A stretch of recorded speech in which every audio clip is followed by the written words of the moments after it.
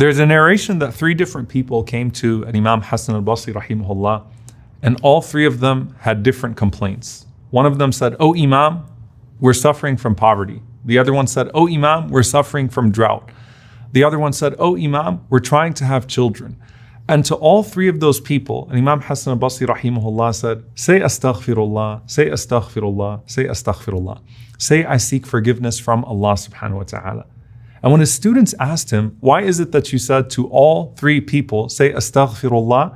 He said, because if you look at the Quran, Allah Azza wa Jal says about Nuh alayhi salam, فَقُلْتُ اسْتَغْفِرُوا رَبَّكُمْ إِنَّهُ كَانَ غَفَّارًا. I said to them, seek your Lord's forgiveness, for indeed He is truly most forgiving. يُرْسِلِ السَّمَاءَ عَلَيْكُمْ مِدْرَارًا. If you do that, He will shower you with abundant rain. وَيُمْدِدُكُمْ بِأَمْوَالٍ وَبَنِينَ. He will supply you with wealth and with children. وَيَجْعَلْ لَكُمْ جَنَّاتٍ وَيَجْعَلْ لَكُمْ أَنْهَارًا. And He will give you gardens as well as rivers. And so istighfar, seeking Allah's forgiveness, collectively is the key to all goodness in this life. But more than anything that we ask Allah subhanahu wa ta'ala for of this world, it's also our path back to paradise.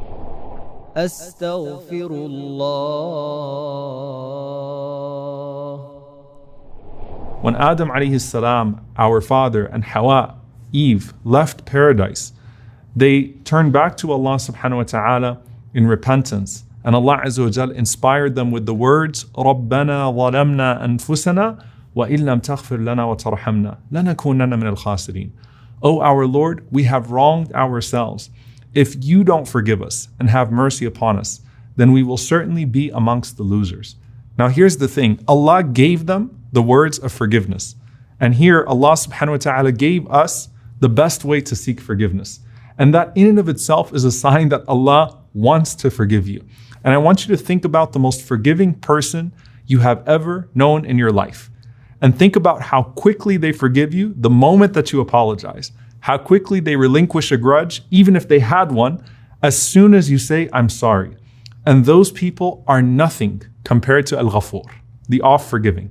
All you have to do is say, "I'm sorry," and know that Allah subhanahu wa ta'ala is always willing to accept your apology.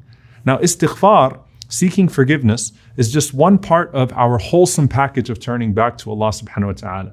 It's essentially an admission of shortcoming that is verbalized. So istighfar is specific to the tongue. Nadm, which is regret, the Prophet ﷺ said, "An-nadmu tawbah," that regret is tawbah, it is repentance. Nadm is how you feel. It's the true remorse that you have on the inside. Istighfar is what you say. Astaghfirullah, I seek your forgiveness, O Allah. Tawbah is what you do. It's the full repentance of turning back to Allah subhanahu wa ta'ala. This basically forms not just the beginning of the history of mankind when Adam alayhi salam and Eve leave paradise, but it forms the basis of your relationship with Allah subhanahu wa ta'ala. So at the very beginning, Al-Fudayl ibn Iyad rahimahullah was asked, what's more important, to do istighfar or to do tasbih? For us as human beings, is it more important for us to seek Allah's forgiveness or to glorify His perfection? Now obviously both are important, but he said that think about a garment that you have and there's a stain on that garment. So if you got a white thobe and you got a coffee stain on it, what do you do with that garment? The priority is not to embellish that garment. The priority is to remove the stain. And so he said, astaghfirullah, repentance, seeking Allah's forgiveness, is removing the stain. All the other forms of dhikr are embellishing the garment. And so they're both important, but you have to get back to your origin and remove the stain on your heart and then turn back to Allah subhanahu wa ta'ala. And the Prophet ﷺ was so comprehensive. In one authentic hadith, when someone would embrace Islam, the first thing the Prophet ﷺ would teach him is salah. And then the Prophet ﷺ would teach him the following dua. Allahumma ghfirli warhamni wahdini wa'afini warzuqni.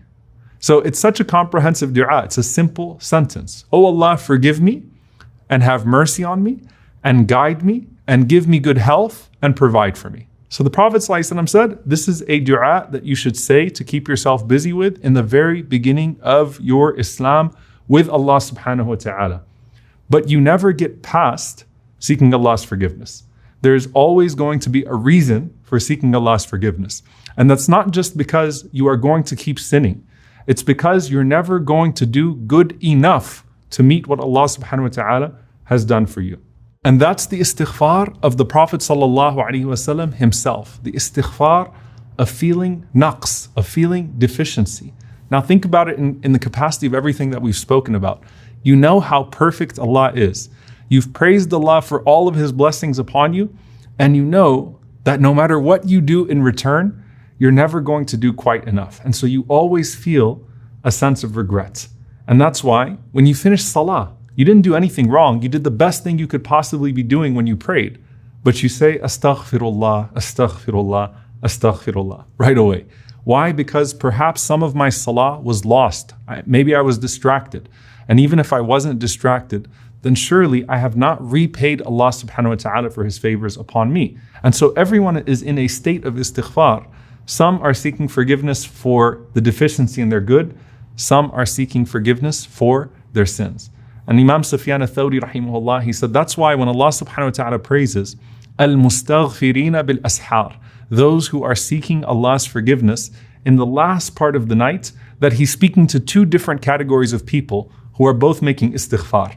He said, you have those who wake up in the very last part of the night to seek forgiveness with a small prayer.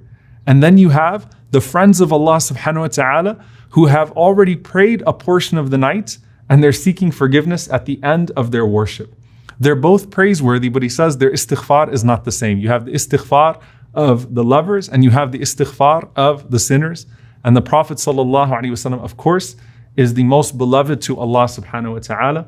And after a long night of prayer, he would still seek Allah's forgiveness. And he said, sallallahu alaihi wasallam, that, O people, I seek Allah's forgiveness at least 100 times a day. And Imam an-Nawawi rahimahullah, he said, that's the minimum from the Prophet sallallahu alaihi wasallam. You can find the Prophet sallallahu alaihi wasallam in a single gathering seeking Allah's forgiveness more than 100 times. But he's saying that I seek Allah's forgiveness at least 100 times a day. What does that mean for the followers of Muhammad sallallahu alaihi wasallam? And it wasn't just with one word or one phrase. You see, astaghfirullah. You see, astaghfirullah wa atubu ilayh. I seek Allah's forgiveness and I repent to Him. You see, Rabbi ighfirli, my Lord, forgive me. Or what Abdullah ibn Umar radiallahu anhuma heard the Prophet sallallahu alaihi wasallam saying throughout a gathering, Rabbi ighfirli wa tub alayya, innaka anta tawwabur rahim. My Lord, forgive me and have mercy upon me. You are the acceptor of repentance. You are the most merciful. And the Prophet ﷺ said that whoever says, Astaghfirullah al-Azim, alladhi la ilaha illa hu, al-Hayyul Qayyum wa atubu ilayh.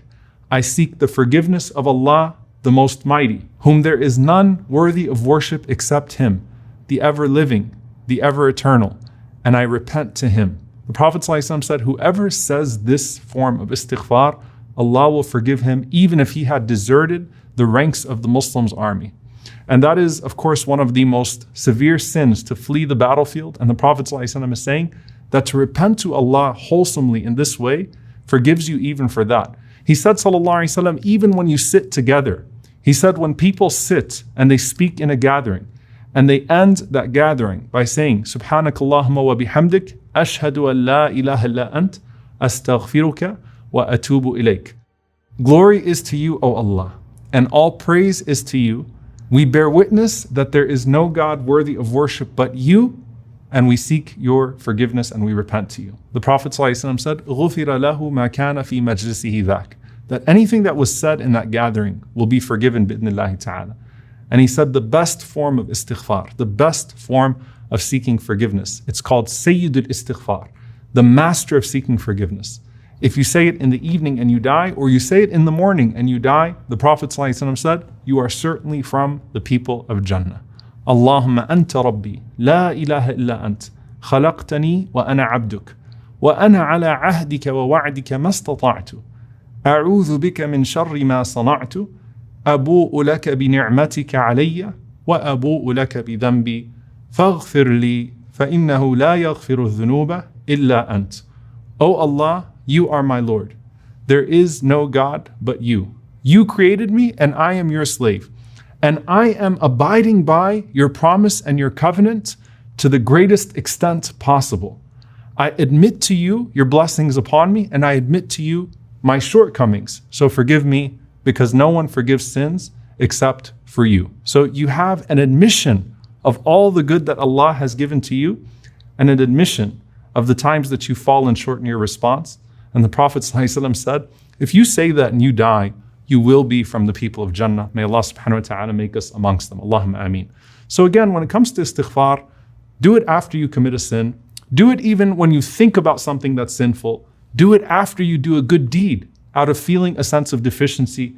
Do it when someone praises you, as we learn as well that when someone says something about you, seek Allah's forgiveness, because you know that there are certain things about you that are not necessarily what others may think of you.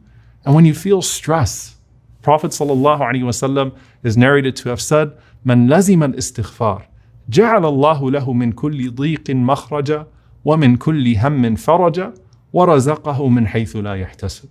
That whoever is consistent with seeking Allah's forgiveness, Allah will appoint for him a way out of every distress and a relief from every anxiety, and Allah will provide for him from where he would have never thought he would be provided from.